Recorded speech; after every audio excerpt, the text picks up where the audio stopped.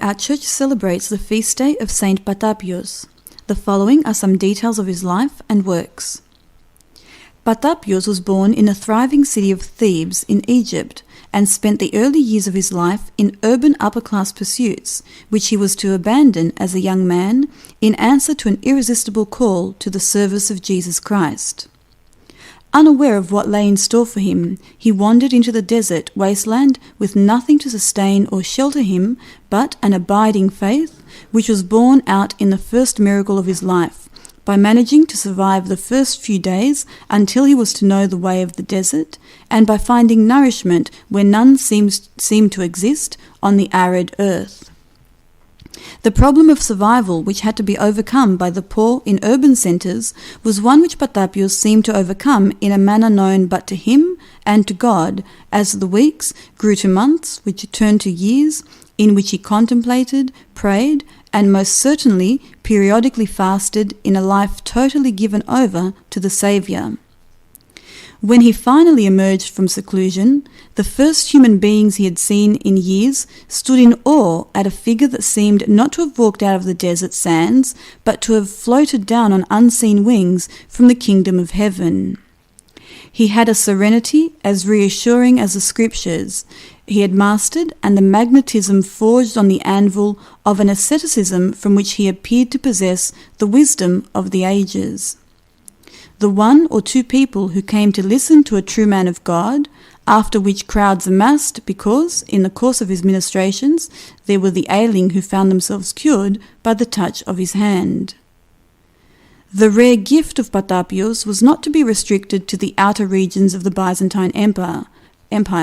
and he found himself in Constantinople, the heart of the empire, where thousands gathered to see the man already well known to them. He had made the trip to the capital not at the bidding of the emperor, but in answer to a request made of him in a vision of angels of the Lord. His visit to the city created as much enthusiasm as that of a modern pope visiting America, except that where there is pomp and ceremony on such an occasion, there was for this unobtrusive monk the quiet solemnity of devout men and women witnessing what by their standards were miracles, but which to Patapios was a natural expression of the Lord through one chosen to be his instrument. This pious monk was the window through which mankind could see the wonders of Christianity. A touching incident that can be singled out was the approach to Patapios of a blind man, led to the pious monk, who listened in nodding approval as the sightless wretch proclaimed his faith in Jesus Christ, and, instead of bewailing his fate, earnestly prayed that the world be opened to him after a lifetime of darkness. Patapios placed his hand on the afflicted man, and after acknowledging his genuine devotion, stated that if he were to see the creations of God, it would be through Jesus Christ.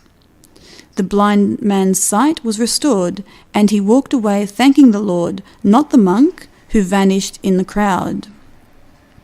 After his death, Patapios was enshrined in the church of St John, but when alterations were made in the 10th century, the remains were missing, only to reappear in the monastery of Geranios Loutraki in Corinth in 1904.